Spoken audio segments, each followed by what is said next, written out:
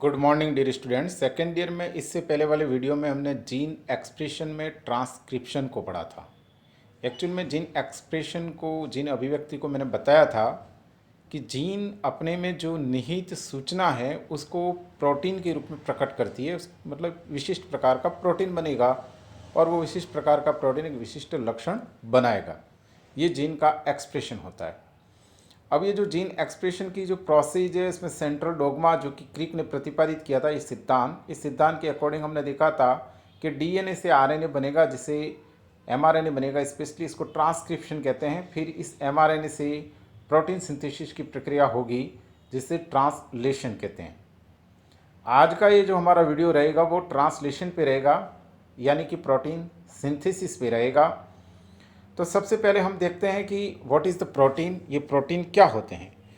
तो केमिकली देखा जाए, रासायनिक रूप से देखा जाए तो प्रोटीन जो होते हैं वो अमीनो अम्ल के बहुलक होते हैं। यानी ये अमीनो अम्ल से मिलकर के बनते हैं। कई सारे अमीनो अम्ल की जो इकाइयाँ होती हैं वो आपस में पेप्टाइड बॉन्ड के द्वारा जुड़ती हैं और इनके जुड़ने से पॉलीपेप्टाइड बनता है और पॉलीपेप्टाइड जो होते हैं वो इकट्ठे होकर के प्रोटीन बनाते हैं। इस तरीके से प्रोटीन जो होते हैं वो रासायनिक दृष्टि से अमीनो अम्ल के बहुलक होते हैं। ओके, अगली बात अभी मैंने बता दी, फिर मैं रिपीट कर रहा हूँ कि ये अमीनो अम्ल कौन से बंध के द्वारा आपस में जुड़ते हैं। तो ये आपस में एक कोवेलेंट या सहसंयोजक बंध, जिससे पेप्टाइड बॉन्ड कहते हैं, इसके द्वारा आपस में जुड़ते हैं, जो कि अमीनो अम्ल, एक अमीनो अम्ल के NH2 ग्रुप यानी कि अमीनो ग्रुप और दूसरे अमीनो अम्ल के COOH ग्रुप यानी कि कार्बोक्सिलिक ग्रुप, इन दोनों ग्रुप्स के बीच में ये पेप्टाइड बॉन्ड बनता है और साथ में इसमें जल का अणु भी निकलता है। ठीक है। एक और इम्पोर्टेंट बात, वैसे तो अमीनो अम्ल कई प्रकार के होते हैं, लेकिन जीवों में जो प्रोटीन पाए जाते हैं, विभिन्न प्रकार के जो ऑर्गेनिज्म है जिसमें हम मनुष्य भी शामिल हैं, तो जीवों में जो प्रोटीन पाए जाते हैं, इन प्रोटीनों को बनाने के लिए केवल 20 प्रकार के अमीनो अम्ल प्रयुक्त होते हैं। जितने भी प्रकार के प्रोटीन जीवों में पाए जाते हैं उनको बनाने के लिए कितने प्रकार के अमीनो अम्ल प्रयुक्त होते हैं? केवल 20 प्रकार के। और ये जो 20 प्रकार के अमीनो अम्ल होते हैं वो अलग अलग क्रम में, अलग अलग सीक्वेंस में जम करके, व्यवस्थित होकर के, पेप्टाइड बॉन्ड के द्वारा जुड़ करके अलग अलग प्रकार के प्रोटीनों का निर्माण करते हैं। अब ये अमीनो अम्ल किस क्रम में जमेंगे, उनकी क्या सीक्वेंस रहेगी और किस प्रकार का प्रोटीन बनेगा, तो ये जो इनका क्रम होता है, इस क्रम का निर्धारण डीएनए में जो सूचनाएं होती है, जेनेटिक सूचनाएं, वो आरएनए में आती है और आरएनए में जो कोड होते हैं, जिनको हम जेनेटिक कोड बोलते हैं, उस जेनेटिक कोड के अनुरूप ये अमीनो अम्ल जो होते हैं वो जमते हैं। मतलब एक दूसरे के साथ में एडजस्ट होते हैं, जुड़ते हैं पेप्टाइड बॉन्ड के द्वारा और फिर प्रोटीन का निर्माण करते हैं। तो ये यहाँ तक की सारी बात समझ में आ गई आपको कि प्रोटीन सिंथेसिस की जो प्रोसेस है, एक्चुअल में प्रोटीन जो होते हैं वो अमीनो अम्ल के बहुलक हैं, पेप्टाइड बॉन्ड के द्वारा जुड़ते हैं और सभी प्रोटीन जो होते हैं वो 20 प्रकार के अमीनो अम्ल से मिलकर बनते हैं और अलग अलग प्रकार के अमीनो अम्ल अलग अलग तरीके के क्रम में जुड़ करके अलग अलग प्रकार के प्रोटीन का निर्माण करते हैं। किस प्रकार के प्रोटीन का निर्माण होगा, अमीनो अम्ल के क्रम का जमावट क्या होगी, वो डीएनए में जो सूचना होती है उस पर निर्भर करती है। डीएनए की सूचना एमआरएनए में जाएगी, जिसे ट्रांसक्रिप्शन कहते हैं, और एमआरएनए से ये सूचना प्रोटीनों के जो अमीनो अम्ल होते हैं उनके क्रम को जमाने में प्रयुक्त होगी, जिसे ट्रांसलेशन कहते हैं। ठीक है। अब हम देखते हैं कि ये प्रोटीन सिंथेसिस की प्रक्रिया, जिसे ट्रांसलेशन कह रहे हैं हम यहाँ पर, और इसको समझने जा रहे हैं, तो ये प्रोटीन सिंथेसिस की प्रक्रिया होती कहाँ है, इसका स्थल कौन सा है, साइट, जगह। तो प्रोटीन संश्लेषण की जो प्रक्रिया होती है वो राइबोसोम पे होती है। इसीलिए राइबोसोम को सेल इंजन, कोशिका का इंजन भी कहते हैं। एक्चुअल में राइबोसोम जो होते हैं वो टीआरएनए प्लस प्रोटीन से मिलकर बने हुए होते हैं। ठीक है। तो राइबोसोम जो होते हैं वो प्रोटीन संश्लेषण के स्थल हैं। अब हम बात करते हैं कि जो ऑर्गेनिज्म होते हैं उनमें जो सेल होती है वो दो तरीके की होती है, प्रोकैरियोटिक और यूकैरियोटिक। तो जो प्रोकैरियोटिक ऑर्गेनिज्म होते हैं उनमें राइबोसोम 70S प्रकार के होते हैं। इनका स्वीडबर्ग जो स्थिरांक है या अवसादन गुणांक है, सेडिमेंशन जो गुणांक होता है वो 70S होता है। और यूकैरियोटिक जो कोशिकाएं होती हैं या यूकैरियोटिक जो जीव होते हैं उनमें राइबोसोम 80S प्रकार के होते हैं। ओके, 70S प्रकार के जो होंगे उसमें राइबोसोम के फिर दो उप इकाइयाँ होगी, एक 30S की, दूसरी 50S की। ATS यानी कि यूकैरियोट के जो राइबोसोम होते हैं उसकी दो उप इकाइयाँ होती हैं, एक 40S और दूसरी 60S, ठीक है। और ये जो राइबोसोमल यूनिट्स होती है वो मिलकर के राइबोसोम बना रही है ना। तो कुल मिलाकर के हम राइबोसोम को यहाँ पर क्यों जिक्र कर रहे हैं, क्योंकि राइबोसोम प्रोटीन संश्लेषण का स्थल है, ठीक है। नेक्स्ट बात, जो राइबोसोम की सब यूनिट्स हैं वो वैसे तो सेपरेट रहती है, साइटोप्लाज्म में दोनों इकाइयाँ उप इकाइयाँ अलग अलग पड़ी रहती हैं, लेकिन जब भी प्रोटीन संश्लेषण होता है तो ये राइबोसोम की उप इकाइयाँ आपस में जुड़ जाती है। जब भी प्रोटीन संश्लेषण करना होता है तब ये राइबोसोम की इकाई आपस में जुड़ जाती हैं और उनके जुड़ने के लिए मैग्नीशियम आयन Mg+2 की आवश्यकता होती है। और ये उप इकाइयाँ कहाँ आकर के जुड़ती हैं, ये mRNA पर आकर के जुड़ती है। कहने का मतलब राइबोसोम की बड़ी उप इकाई ऊपर रहेगी, छोटी उप इकाई नीचे रहेगी और बीच में mRNA रहेगा, ठीक है। तो ये जुड़ती कब है, जब प्रोटीन संश्लेषण होता है तब। कौन से आयन की उपस्थिति में जुड़ती है, मैग्नीशियम+2 की उपस्थिति में जुड़ती है, mRNA पर जुड़ती है। कौन, राइबोसोम की दोनों उप इकाइयाँ। नेक्स्ट इंपॉर्टेंट बात यह है कि जो राइबोसोम की उप इकाइयाँ होती हैं वो प्रोटीन संश्लेषण का स्थल होता है, तो उस पर राइबोसोम पर प्रोटीन संश्लेषण के लिए मेनली तो दो, लेकिन ऐसे देखा जाए तो तीन राइबोसोम पर, और विशेष रूप से राइबोसोम की बड़ी उप इकाई पर RNA अणु तथा प्रोटीन संश्लेषण के लिए तीन साइट या तीन स्थल होते हैं। पहले तो ये क्लियर हो गया, प्रोटीन संश्लेषण राइबोसोम पर होता है। दूसरा आपको ये क्लियर हो गया कि राइबोसोम जब प्रोटीन संश्लेषण होता है तभी इसकी उप इकाइयाँ आपस में जुड़ती है mRNA पर आकर मैग्नीशियम आयन की उपस्थिति में। और तीसरी बात ये कि mRNA या RNA अणु तथा प्रोटीन संश्लेषण के लिए राइबोसोम पर तीन स्थल होते हैं, तीन साइट होती है। पहली साइट है A साइट यानी कि एमिनो एसाइल tRNA साइट, दूसरी साइट है P साइट यानी कि पेप्टाइडल tRNA साइट, और तीसरी साइट है E साइट यानी कि एग्जिट साइट। राइबोसोम पर प्रोटीन संश्लेषण और RNA अणुओं के लिए कितने स्थल हैं, तीन। A साइट जहां पर अमीनो एसाइल tRNA आकर जुड़ता है। अब ये अमीनो एसाइल tRNA क्या है हम आगे देखेंगे, ठीक है। देखिए ये तीन साइट हो गई, ठीक। पहली A साइट है एमिनो एसाइल tRNA साइट, दूसरी ये वाली साइट है वो P साइट है। ये वाली कौन सी साइट है, P साइट यानी कि पेप्टाइडल tRNA साइट। तीसरी ये E साइट यानी कि एग्जिट साइट। अब A साइट पर एमिनो एसिड tRNA आकर जुड़ता है। एमिनो एसिड tRNA क्या है इसको हम आगे देखते हैं। P साइट पर भी tRNA अणु आकर के जुड़ता है, दोनों पर भी जुड़ेगा। लेकिन पहला प्रोटीन संश्लेषण की जो प्रक्रिया स्टार्ट होगी, ट्रांसलेशन की जो प्रक्रिया स्टार्ट होगी, समारंभन होगा, इनिशिएशन होगा, उस समय जो पहला एमिनो एसिड tRNA अणु होगा वो P साइट पे आके जुड़ता है। और नेक्स्ट जब इसका इलोंगेशन होता है, प्रोटीन संश्लेषण की चेन का इलोंगेशन होता है, तो अगला जो एमिनो एसिड tRNA अणु होगा वो A साइट पर आकर जुड़ता है, ठीक है। फिर इन दोनों के बीच में पेप्टाइड बॉन्ड बनते हैं। फिर नेक्स्ट वाला यहाँ A साइड पे आएगा, तब ये इधर खिसक जाएगा, तब ये वाला tRNA इस एग्जिट साइड से बाहर निकल जाता है। तो in this way exit side जहाँ से tRNA बाहर निकल रहा है, P साइड जहाँ पर फर्स्ट एमिनो एसिड tRNA आकर जुड़ता है, A साइड जब दीर्घीकरण की प्रक्रिया होती है, एलोंगेशन की प्रक्रिया होती हो, उस समय नेक्स्ट वाला जो tRNA अणु होता है वो आकर के यहाँ पर जुड़ता है। tRNA अणु मतलब लोडेड tRNA अणु, चार्ज tRNA अणु, या फिर आपका एमिनो एसिड tRNA अणु उसको कह सकते हैं। वो ये सब क्या है आगे मैं बता रहा हूँ आपको। अब ये देख रहे हैं ये कौन सी इकाई है, ये क्या है, ये राइबोसोम की बड़ी इकाई है। ये क्या है, ये राइबोसोम की छोटी इकाई है, ठीक है। ये तीनों स्थल कहाँ पर होते हैं, राइबोसोम की बड़ी इकाई पर होते हैं। ये बीच में जो लाइन लगा रखी है वो क्या है, ये mRNA अणु है। mRNA अणु का ये 5 प्राइम और ये इसका 3 प्राइम है।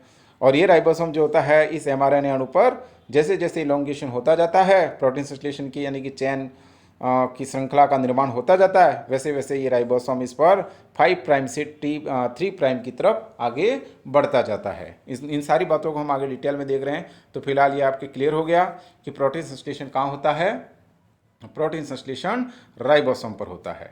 नेक्स्ट, अब हम एक्चुअल में जो पूरी ये जो प्रक्रिया है प्रोटीन संश्लेषण की, जिसे हम अनुवादन कहते हैं, ट्रांसलेशन कहते हैं, इसको डिटेल में देखते हैं।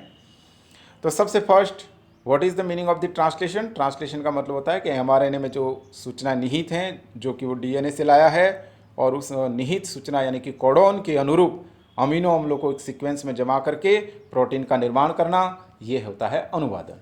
क्लियर? दूसरी बात, अनुवादन एक बहुत जटिल प्रक्रिया है। आप आगे देखोगे तो पता लगेगा कि कई सारे फैक्टर इसमें प्रयुक्त हो रहे हैं, तो डेफिनेटली एक जटिल प्रक्रिया है जिसमें 100 से अधिक मैक्रो मॉलिक्यूल्स काम में आ रहे हैं, उपयोग में आ रहे हैं, जिसमें mRNA, tRNA, ribosome, initiation factor, termination factor, elongation factor, ऐसे कई सारे फैक्टर इसमें काम में आ रहे हैं, यूज होते हैं। ठीक है। अब ये जो अनुवादन की प्रक्रिया होती है, ट्रांसलेशन की प्रक्रिया, उसमें मेनली 4 स्टेप्स होती है ना। मुख्य रूप से अनुवादन की प्रक्रिया या प्रोटीन संश्लेषण की प्रक्रिया में कितने स्टेप है? 4। फर्स्ट है एक्टिवेशन ऑफ एमिनो एसिड, यानी कि अनुवादन की प्रक्रिया में पहला स्टेप होता है अमीनो अम्ल का सक्रियकरण, अमीनो अम्ल का सक्रियण, ये इसका पहला स्टेप है। सेकंड स्टेप होता है सक्रिय अमीनो अम्ल के साथ टीआरएनए का जुड़ना, यानी कि टीआरएनए के साथ ये जो हमने पहली स्टेप में सक्रिय अमीनो अम्ल बनाया है उसका जुड़ना, attachment of activated amino acid to specific tRNAs. और तीसरा है पॉलीपेप्टाइड श्रृंखला का संश्लेषण, यानी कि अब प्रोटीन निर्माण की प्रक्रिया होगी। ये 2 स्टेप प्रारंभ की स्टेप है, पूर्ववर्ती स्टेप है पहली और दूसरी, जिसमें अमीनो अम्ल का सक्रियण हो रहा है और अमीनो अम्ल टीआरएनए के साथ जुड़ रहा है। तीसरी स्टेप से आपके प्रोटीन संश्लेषण की प्रक्रिया प्रारंभ हो रही है। और ये जो थर्ड स्टेप होती है प्रोटीन संश्लेषण की रियल जो प्रक्रिया होती है, इसमें भी फिर 3 चरण होते हैं, एक इनिशिएशन फेज, दूसरा इलोंगेशन फेज और तीसरा टर्मिनेशन फेज, है ना। यानी कि पॉलीपेप्टाइड श्रृंखला का निर्माण का समारंभन, फिर पॉलीपेप्टाइड श्रृंखला के दीर्घीकरण मतलब उसकी लंबाई में बढ़ोतरी, और लास्ट में पॉलीपेप्टाइड श्रृंखला का समापन। ठीक है। और लास्ट ये 3 स्टेप हो गई। लास्ट चौथी स्टेप होती है कि पॉलीपेप्टाइड श्रृंखला जब बन जाती है और वो मुक्त हो जाती है, फिर उसके बाद में फर्दर उसमें मॉडिफिकेशन एंड प्रोसेसिंग होती है, उसमें रूपांतरण और संसाधन होता है। तो ये अनुवादन प्रक्रिया के 4 चरण हो गए। First activation of amino acid, दूसरा अमीनो एसिड के साथ टीआरएनए के जुड़ना, तीसरा पॉलीपेप्टाइड श्रृंखला का संश्लेषण होना, और चौथा पॉलीपेप्टाइड श्रृंखला का मुक्त होना और उसका संसाधन और रूपांतरण होना। ठीक है। अब हम देख रहे हैं फर्स्ट स्टेप अमीनो अम्ल का सक्रियण, यानी कि फर्स्ट स्टेप जो होती है वो क्यों होती है कि एक्चुअल में जो अमीनो एसिड होते हैं, तो अमीनो एसिड, एक अमीनो एसिड ये है मान लो और एक अमीनो एसिड ये है, तो ये दोनों अमीनो एसिड आपस में जुड़ते हैं और एक तीसरा इसके साथ आकर के जुड़ता है। ऐसे कई सारे अमीनो एसिड आपस में जुड़ते हैं और तब जाकर के पॉलीपेप्टाइड बनता है, और यही पॉलीपेप्टाइड फिर आपस में जुड़ते हैं तो प्रोटीन बनता है। ये चीज़ हमको पता है। अब इन अमीनो एसिड को आपस में जोड़ने के लिए कौन सा बॉन्ड काम में आता है? Peptide bond. एक कोवेलेंट बॉन्ड है, कौन सा बॉन्ड? Peptide bond. तो इन अमीनो एसिड के बीच में इस पेप्टाइड बॉन्ड को बनाने के लिए एनर्जी की आवश्यकता होती है। चूँकि ये जो प्रक्रिया है वो एक ऊर्जा शोषी प्रक्रिया है, एंड्रोजेनिक प्रक्रिया है, तो ये स्वतः नहीं हो पाती है। यहाँ पेप्टाइड बॉन्ड को बनाने के लिए ऊर्जा की आवश्यकता होती है। इसलिए सबसे पहले इस प्रक्रिया को, पेप्टाइड बॉन्ड को बनाने के लिए या अमीनो अम्लों को आपस में जोड़ने के लिए अमीनो अम्लों का एक्टिवेशन करना जरूरी होता है। और ये एक्टिवेशन एक उत्प्रेरक की उपस्थिति में होता है, जिसे एमिनो एसाइल सिंथेटेज एंजाइम कहते हैं। उत्प्रेरक यानी कि एंजाइम, जीव विज्ञान में उत्प्रेरक को एंजाइम कहते हैं। तो कौन सा enzyme? Amino acyl synthetase enzyme की उपस्थिति में होता है। और इस प्रक्रिया में एमिनो एसिड जो होता है वो एटीपी के साथ जुड़ता है। एटीपी के साथ जुड़ेगा तो वो उसके साथ में जुड़ने से वो सक्रिय हो जाएगा, उसको ऊर्जा मिलेगी, और ये ऊर्जा जो होगी वो पेप्टाइड बॉन्ड को बनाने में प्रयुक्त होगी। ठीक है। तो इस पहली स्टेप पे क्या होता है, अभी हमने देखा कि भाई इसमें अमीनो एसिड जो होता है वो किसके साथ जुड़ रहा है? एटीपी के साथ। पहली स्टेप यानी कि अमीनो अम्ल की सक्रियण की स्टेप में एमिनो एसिड जो होता है वो किसके साथ जुड़ रहा है? एटीपी के साथ। कौन से एंजाइम की उपस्थिति में जुड़ रहा है? एमिनो एसाइल सिंथेटेज एंजाइम की उपस्थिति में जुड़ रहा है। और बनेगा क्या? Amino acyl AMP complex, amino acyl AMP enzyme complex, यानी कि एमिनो एसिड और एटीपी और ये एंजाइम तीनों आपस में जुड़ करके एक कॉम्प्लेक्स बनाएंगे। ठीक है। एटीपी में क्या जुड़ेगा? एएमपी जुड़ेगा, यानी कि एडिनोसिन ट्राइफॉस्फेट था, जिसमें से 2 फास्फेट निकल जाएंगे। अब ये मोनोफास्फेट रहेगा। AMP का मतलब एडिनोसिन मोनोफास्फेट, और 2 फास्फेट इनऑर्गेनिक फास्फेट यहाँ निकल जाएंगे। तो पहली स्टेप यानी कि एमिनो एसिड की एक्टिवेशन में क्या हुआ, एमिनो एसिड ATP के साथ एमिनो एसिड सिंथेटेज एंजाइम की उपस्थिति में जुड़ा, फिर ये तीनों आपस में जुड़ करके एक कॉम्प्लेक्स बनाएंगे और 2 इनऑर्गेनिक फास्फेट अणु निकल जाएंगे। क्लियर, ये पहली स्टेप। अब इस स्टेप में क्या होता है कि ये जितने भी अमीनो एसिड सिंथेटेज एंजाइम होते हैं वो अलग अलग अमीनो अम्ल के लिए अलग अलग होते हैं। एक बात तो ये ध्यान रखना है आपको, मतलब अमीनो एसिड 20 टाइप के हैं तो definitely amino acid synthetase enzyme भी 20 टाइप के होंगे। अलग अलग अमीनो एसिड के लिए अलग अलग अमीनो एसिड सिंथेटेज एंजाइम होते हैं। अब ये अमीनो एसिड सिंथेटेज एंजाइम फिर उसको टीआरएनए के साथ जोड़ता है, ठीक है। तो इसका मतलब अलग अलग अमीनो एसिड सिंथेटेज के लिए अलग अलग टीआरएनए अणु भी होते हैं। समझ में आ रही बात, अलग अलग टीआरएनए अणु होते हैं और अलग अलग अमीनो एसिड भी होते हैं, ठीक है। और ये आपका फर्स्ट स्टेप हो गया। सेकंड स्टेप होता है अमीनो अम्ल का टीआरएनए के साथ संयोजन। कौन से अमीनो अम्ल का, जो अभी हमने फर्स्ट स्टेप में बनाया है। जो सामान्य अमीनो एसिड था वो हमने ATP के साथ उसको जोड़ा और वो सक्रिय अमीनो एसिड बना। उस सक्रिय अमीनो एसिड का अब किसके साथ जुड़ाव हो रहा है, यहाँ पर टीआरएनए के साथ। तो वैसे तो टीआरएनए की स्ट्रक्चर आप जानते होंगे, फिर भी यहाँ पर थोड़ा सा बता देता हूँ कि ये आपको जो चित्र में दिखाई दे रहा है वो टीआरएनए अणु है। टीआरएनए अणु में 1, 2, 3 और 4 भुजाएं होती है और एक एक्स्ट्रा भुजा होती है, ठीक है। इसमें से फिलहाल हमारे लिए 2 भुजा काम किए, एक एंटीकोडॉन लूप और दूसरा एमिनो एसिड अटैचमेंट लूप।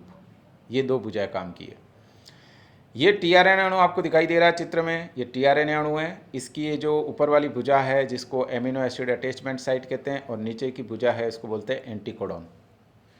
ये एंटीकोडॉन जो होता है वो mRNA में जो कोड होते हैं, जैसे यहाँ पर एक कोड है देखो आप GAG, तो उसी कोड का जस्ट उल्टा, G का C, A का U और G का C, यानी कि CUC ऐसा बन गया। ये एंटीकोडॉन हो गया। अब ये जो GAG था, इस GAG कोडॉन का जो अमीनो अम्ल हुआ, उस अमीनो अम्ल को ये टीआरएनए पकड़ेगा और पकड़ करके अपनी इस भुजा के साथ जोड़ेगा। फिर ये अमीनो एसिड जो था, अभी एक्टिवेटेड अमीनो एसिड था, वो इसके साथ जुड़ेगा। दूसरी स्टेप में मैंने यही तो बता रहा हूँ कि जो एक्टिवेटेड अमीनो एसिड है वो किसके साथ जुड़ रहा है, टीआरएनए के साथ। तो टीआरएनए पे कहाँ जुड़ेगा, मैं ये बता रहा हूँ। टीआरएनए पे ये जुड़ेगा, इसकी अमीनो एसिड अटैचमेंट साइट के 3 प्राइम सिरे पर जुड़ेगा, यहाँ पर आकर जुड़ेगा। कौन सा अमीनो एसिड आकर के जुड़ेगा, वो इस mRNA में निहित कोड है उसके हिसाब से जुड़ेगा। उस कोड को ये पढ़ेगा, कौन, टीआरएनए। तो टीआरएनए के जो कोड को पढ़ेगा उसके कौन होगा, एंटी कोड। तो इस एंटी कोड में जो सूचना होगी इसके हिसाब से, उसी के अनुसार ये अमीनो एसिड के पकड़ेगा और इसको फिर यहाँ जुड़ेगा। जब टीआरएनए अमीनो एसिड के साथ जुड़ेगा तो उसको लोडेड टीआरएनए या चार्ज टीआरएनए कहेंगे, है ना, अमीनो एसाइल टीआरएनए कहेंगे। और ये amino acyl tRNA, loaded tRNA या चार्ज टीआरएनए अब वहाँ से निकलेगा और राइबोसोम पे जाएगा। और राइबोसोम जो अभी हमने पढ़ा था, उस राइबोसोम पे जा करके फिर वो पी साइड से जुड़ेगा, अगला ए साइड पे जुड़ेगा, फिर पेप्टाइड बॉन्ड बनेगा। इस तरीके से प्रोटीन संश्लेषण की प्रक्रिया होगी। तो फिलहाल आपने देखा कि पहली स्टेप्स अमीनो एसिड का सक्रियकरण हुआ, दूसरी स्टेप में सक्रिय अमीनो अम्ल के साथ टीआरएनए जुड़ रहा है। तो इस प्रक्रिया में एमिनो एसिड AMP एंजाइम सम्मिश्र जो कि सक्रिय अमीनो एसिड है हमारी फर्स्ट स्टेप में हमें प्राप्त हुआ है, वो है ये सक्रिय अमीनो एसिड का नाम क्या है यहाँ पर। सक्रिय अमीनो एसिड को हमने यहाँ पर एक्टिवेटेड अमीनो एसिड कहने के बजाय हमने क्या कहा, amino acyl AMP enzyme complex. इसके साथ कौन जुड़ा, टीआरएनए। क्या बना, amino acyl tRNA complex plus ये AMP और एंजाइम सम्मिश्र, ये दोनों अलग हो जाएंगे, ठीक है। अब कौन 2 जुड़ गए, वही टीआरएनए की मैंने ऊपर एक्सेप्टर साइट जो बताई थी, अटैचमेंट साइट, उसके साथ अमीनो एसिड जुड़ गया। तो उसको क्या कहा, एमिनो एसाइल टीआरएनए कॉम्प्लेक्स। और वो जो एंजाइम था एमिनो एसाइल सिंथेटेज, वो अलग हो गया। इसके बाद में वो जो इसके साथ AMP लगा हुआ था वो भी अलग हो गया। इस तरीके से हमारे पास में एक टीआरएनए अणु हो गया, उस टीआरएनए के साथ में अमीनो एसिड जुड़ा हुआ है, जिसको हम लोडेड टीआरएनए बोलते हैं, जिसको हम चार्ज टीआरएनए भी बोलते हैं। अब कौन सा अमीनो एसिड जुड़ेगा, वो उसके एंटीकोडॉन पे जो कोड होंगे इसके हिसाब से जुड़ेगा। अलग अलग अमीनो एसिड के लिए अलग अलग टीआरएनए होंगे, क्लियर है, ठीक। और वो वाली सूचना कहाँ होगी, mRNA में। mRNA सूचना कहाँ से लाया? DNA से। ओके, ये सारी बात हमारी यहाँ तक क्लियर हो गई। अगली स्टेप नंबर 2। फर्स्ट स्टेप हो गई हमारी अमीनो एसिड का सक्रियण और टीआरएनए अणु के साथ जुड़ना। दूसरी है पॉलीपेप्टाइड श्रृंखला का संश्लेषण। ठीक है, जो कि मैंने वहाँ पॉइंट नंबर 3 बता रखा था ना, वो यहाँ पर पॉइंट नंबर 2 है, पॉलीपेप्टाइड श्रृंखला का संश्लेषण। तो पॉलीपेप्टाइड श्रृंखला का जो संश्लेषण होता है उसको हम नेक्स्ट वीडियो में देखते हैं। That's all, thank you.